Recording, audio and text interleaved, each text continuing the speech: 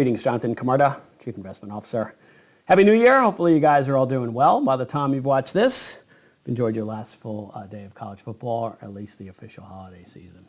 All right, so as we kick off, this will be twofold. We're going to review 22 and see what we can see for 2023. All right, poem aside.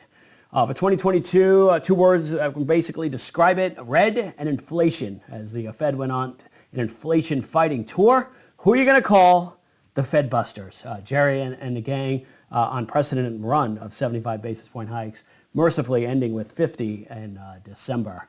We shall see, as they're still looking again for a rise in the next meeting in February, although most top economists and analysts smarter than this guy say that he needs to hit the brake pedal and just stop, Jerry. Get a hobby. We shall see if that happens, all levity aside.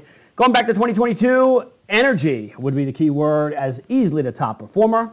Ended a little weakly there with the global macro picture, but nonetheless well into the green for the year. While utilities, healthcare, and consumer staples all held their own and were good places to hide against the runaway grizz this year. Of course, the most savaged areas were the most attractive post-COVID, right? Think your discretionaries, your consumer communications, like some of your social media outlets, and then, of course, your old technology as well. With the middling sectors, those that were basically the porridge that was, well, not really just right, but in the middle, your financials, your materials, your industrials, and the such there.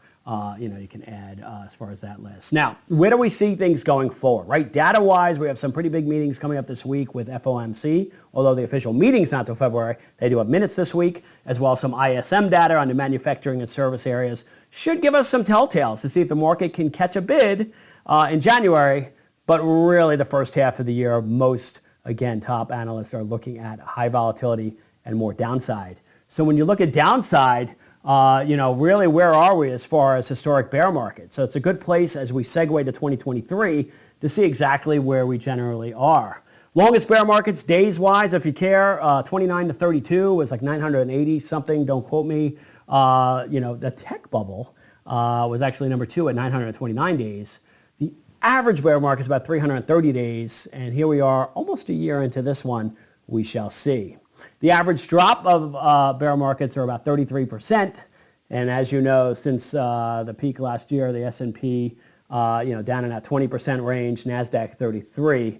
NASDAQ really wouldn't be included in the market, so it would be the S&P drop we're looking at, and if that were the case, we could be looking at another 13% if you just want to go on the averages. Now, we don't like to just go on historic averages. That's just to give you a frame of reference. Technically, right, I know there's folks out there that love your charts. You told me at the party.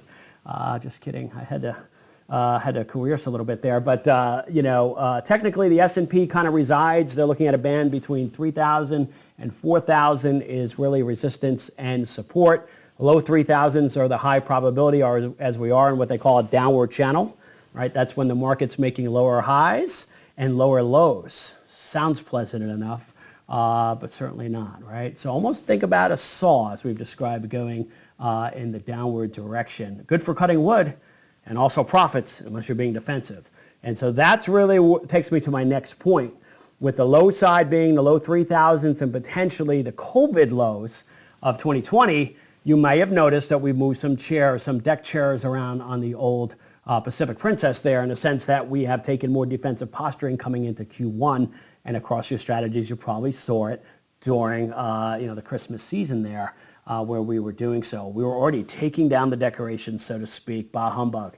And so again, we could see some pivot points where we could have that unicorn upside, which in some of the strategies like your global macro, your velocity raptors, and one of the tactical ETF strategies like a sector could take advantage of that. While your other strategies are a little bit more longer term based to give you a good balance, by and large, most of the strategies are prepared to hunker down based upon what we're seeing is recessionary, taking the baton from an inflationary environment. And we called this months ago.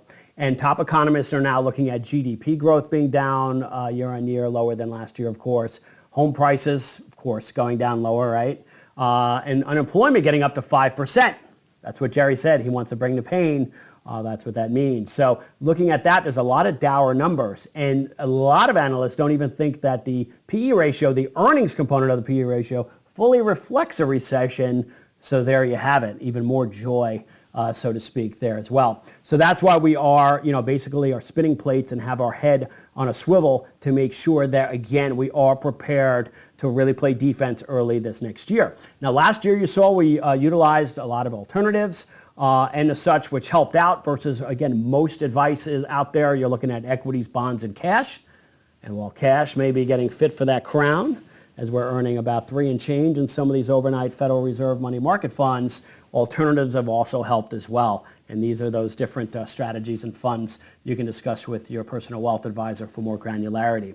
So with that being said, that's probably more than enough of a mouthful for the first week of the year, as you folks are probably just moving through your holiday glee. So I'll end it there. We're going to roll up our sleeves. We promise to stay eternally vigilant and get ready as the calendar page rips forward into 2023. We appreciate your time, your patience, and most importantly, your trust. Signing off, Jonathan Camarda, and as always, stay frosty.